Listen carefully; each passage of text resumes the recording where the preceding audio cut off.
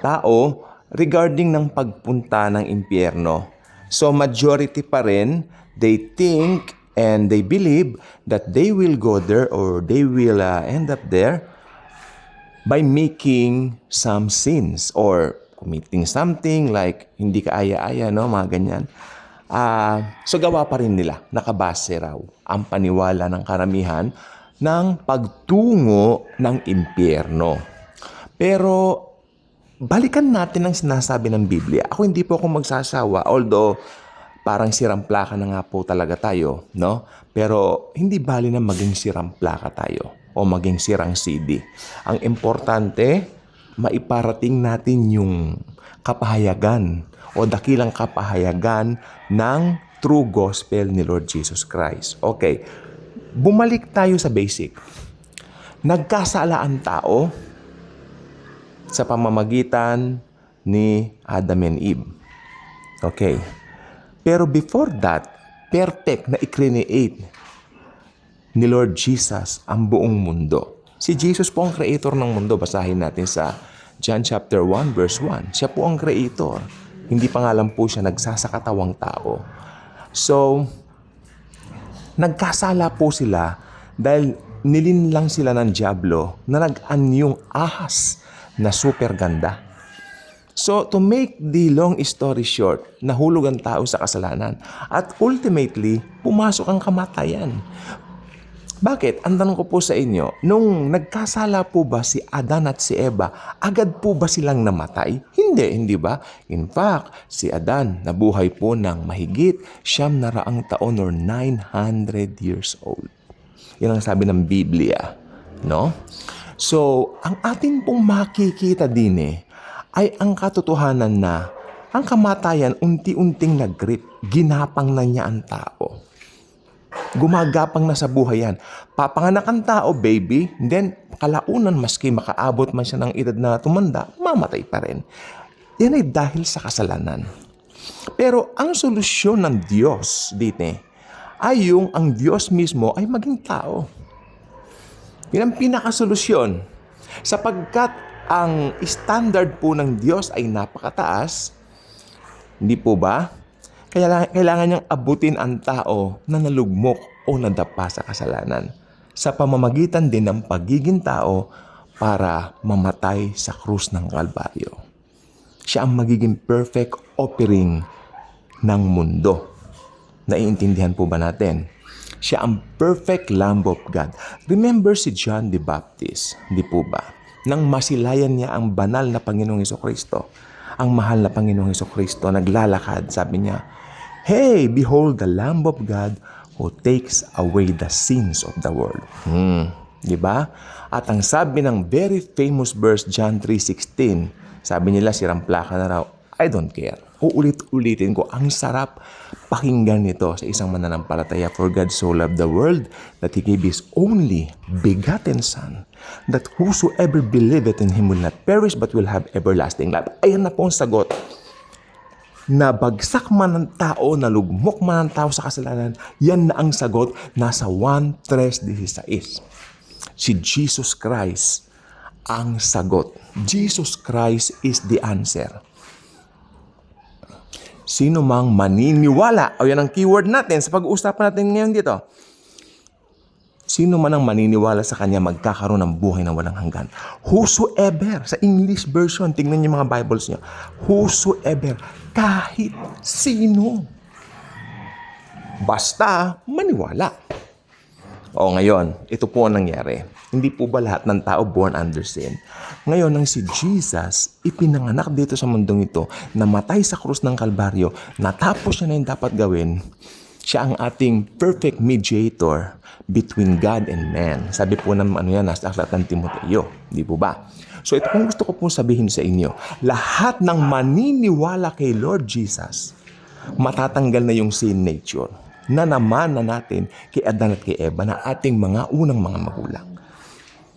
Then magiging, sabi ng ikalawang Korinto 5:17, tayo ay magiging bagong nilalang. At kung tinanggap mo na si Jesus bilang Lord and Savior mo, congratulations! Isa ka ng bagong nilalang or new creation. Kay ganda. Kay ganda, Lord Jesus. Thank you, Jesus. Okay. So, since new creation ka na, wala na yung sin nature mo. Akala kasi nung iba, kapag ka nagkakasala sila, doon sila sumasama. Hindi po. Nagkakasala ang tao dahil sa sin nature. Pinanganak pa lang, baby pa lang, natatandaan po niyo yung sinabi ko, malilit na bata pa lang nagsisipagmura na. Yung kapitbahay po namin, bata pa lang nagmumura na yung anak niya. Gusto ko nga pong sawayin pero baka ba't ako nangingialam, ganun, di ba? So, ito pong gusto ko po sabihin sa inyo. Yung sin nature, yan ang problema. Yan ang ipinamalas, yan ang ipinamana ni Adan at ni Eva sa ating lahat. Pero ang gamot o lunas sa sin nature ay si Lord Jesus. Okay? Ngayon, eto na po yung tanong natin. Naniwala ka na ba kay Lord Jesus? Pag sinabi mong naniwala ka na o naglagak ka na ng pananampalataya kay Lord Jesus, ano ba ang tanong kong ito? Ano bang ibig sabihin ng katanungang yaan? Simple lang. Naniwala ka na namatay siya sa krus para bayaran ang lahat ng kasalanan mo, past, present, future. And if the answer is yes, naniwala ka, congratulations. You are now a child of God, sabi ng John 1:12. 1:1-12. Kaya wala na yung sin nature mo, although nagkakasala ka pa rin, nagkakamali ka rin, para ka pa rin, pero sa mata ng Panginoon, perfect ka na. Dahil yung righteousness mo, iyan ay ibinihis lamang sa iyo. Iyan ay righteousness mismo ni Lord Jesus. Ibinihis sa atin ng God the Father nung tayo ay manampalataya doon sa tinapos na gawa ng Panginoong Jesus sa krus ng Kalbaryo. We are now righteous. Jesus is our righteousness. We are now the righteousness of God in Christ Jesus our Lord. Kaya, eto na po ngayon. Pag namatay ang isang mananampalataya ni Lord Jesus, diretso siya sa langit. Ito na po yung pinag-uusapan natin ngayon. Paano naman po yung mga hindi naniwala sa tinapos na gawa ni Lord Jesus? Well, dahil hindi nila tinanggap yung kaisa-isang lunas sa kasalanan, yung kaisa-isang solusyon sa kasalanan, ito ay tinanggihan nila dahil hindi sila naniwala. Maybe marami silang dahilan, meron silang relihiyon, meron silang ganire, ganyan. Maraming dahilan, maraming excuses, maraming alibis. Okay, fine. Pero, ito pong sasabihin ko po sa inyo. Pag inabutan sila ng kamatayan, which is unexpected, di po ba? Dire-diretso sila sa impyerno. Doon muna sila sa Hades. Itong Hades ay isang lugar na kung saan iipunin muna yung mga hindi mananampalataya waiting for the big day. Ito po yung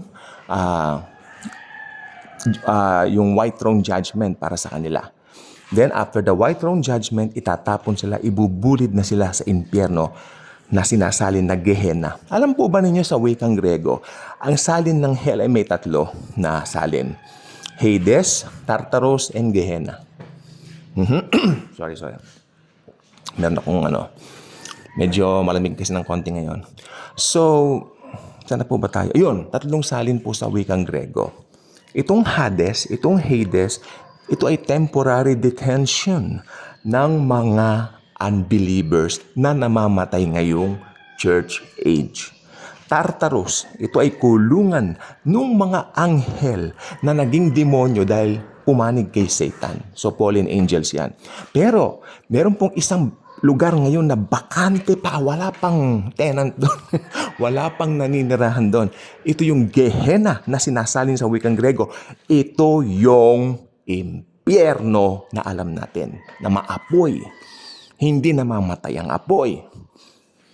Diyan pupunta yung mga inipon na kaluluwa dito sa Hades after the white throne judgment. Yung white throne judgment, yan ang judgment ng mga unbelievers. Pero sa ating mga believers, Bema seat of the Lord Jesus Christ. Parang bigayan siya ng reward. Yun. Hindi tayo i-judge para hatulan, para mapahamak. Hindi. Dahil nakalagay po sa Biblia, ang mga anak ng Diyos hindi na mapapahamak. Niligtas na tayo sa wrath of God. Ang wrath of God po ay marami pong klase yan. Pero ang pinaka-wrath of God, syempre, yung mararanasan po sa Great Tribulation, aalisin na tayo dyan. No? At syempre, yung impyerno, wrath of God din po yan. So, hindi natin mararanasan ng mga yan. Pero bibigyan po tayo ng reward ni Lord Jesus sa kanyang Bema seat. Pero yung white throne judgment, ayan ay judgment for unbelievers. So ngayon, pumupunta ngayong church age po, pag namamatay ang isang tao, pupunta siya sa kanyang destination according kung ano ang ginawa niya kay Lord Jesus. Or should I say, kung ano yung naging decision niya kay Lord Jesus. Okay, makinig pong mabuti. Pag ang isang tao ay nagdesisyon to believe in Jesus, naniwala siya na, hey, Jesus died for me. He loves me. He paid all of my sins, past, present, future. At nilagak niya ang tiwala niya doon sa tinapos na gawa ng Panginoong Jesus, maliligtas yan. Diretso yan ang langit. Pero pag isang tao, may religion ako, busy ako, pas namatay siya, hindi siya naniwala. Or should I say, napakawalan niya yung opportunity na maniwala sa finished work ni Lord Jesus, dire-diretso po siya sa Hades. Waiting for the big day of the white throne judgment, then after that, ibubulid na sila sa Gehenna. Impyerno. Alam natin na impyerno. Okay? So, ang pagpunta ng tao ngayon sa impyerno is because they rejected the gospel of the Lord Jesus Christ. Hindi sila naniwala sa finished work ng Lord Jesus Christ. So, I hope naging maliwanag po ang munting vlog natin na ito. Kasi napaka-importante po nito. Kasi marami pa rin pong lito. Gusto ko pong sabihin, gumagawa ng kasalanan ng tao kasi makasalanan talaga siya by nature. Hindi yung gumagawa siya ng kasalanan and then dun pa lang siya nagiging makasalanan. That's a wrong view. Nakagawa ko ng kasalanan kanina. Kaya makasalanan na ako. Nope. In fact, pinanganak ka pa lang, makasalanan ka na. Because all are born under sin. All were born under sin. I hope maliwanag po itong vlog na ito kasi ito po, it's a matter of life and death. This is something we have to take very, very seriously. Busy ka ba sa sa trabaho mo, sa business mo? Yes, I understand. Pero huwag mong pabayaan ang tungkol sa usaping pangkaluluwa mo. Okay? Take time.